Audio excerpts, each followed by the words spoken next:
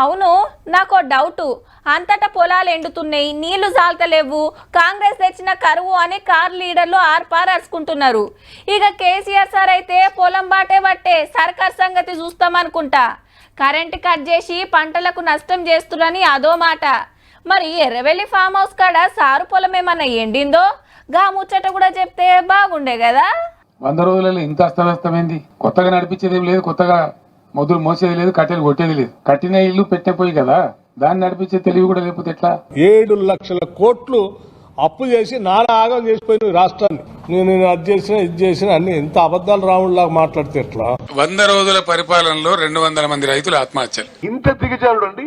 100 రోజుల్లో 205 మంది సూసైడ్ చేసుకున్నారు. కేసీఆర్ గారు ఇటువంటి అబద్దాలు మాట్లాడడం తగదిది. ఇది వచ్చిన కరువు కానే కాదు, అసమర్థ కాంగ్రెస్ ప్రభుత్వం తెచ్చిన కరువు.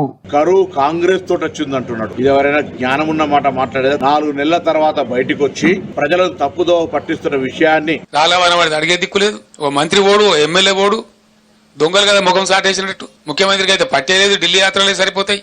వీళ్ళ మంత్రులు ఎప్పుడైనా ఊళ్ళకి వచ్చిర్రా, తిరిగినరా?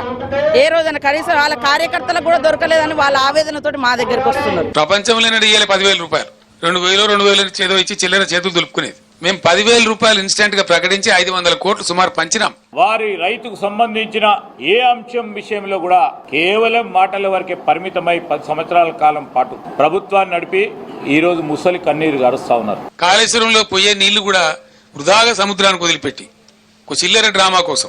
కల్వకుంట్ల చంద్రశేఖరరావు గారు ముఖ్యమంత్రిగా ఉండగానే మేడిగడ్డ బ్యారేజ్ కుంగిపోయింది. ఎట్లా బ్యారేజ్ కూలిపోతుందో ఏమో అని తెలిసి వాళ్లే నీళ్ళు వదిలిపెట్టిర్రు. కమిషన్ల కకృతి కోసం అనాలోచిత విధానాలతో డిజైన్ లేదు, ప్లానింగ్ లేదు, సరే కన్స్ట్రక్షన్ లేదు. పోతే అప్పుడప్పుడు పోతాయి. కొంతమంది ఇంజనీర్ల తప్పు వల్లనో లేదా పిల్లల కింద ఇసుక కొట్టుకపోతే జరుగుతుంది. ఓ లంగా ప్రచారం చేసి ఏమున్నదని తోకుంటుందా?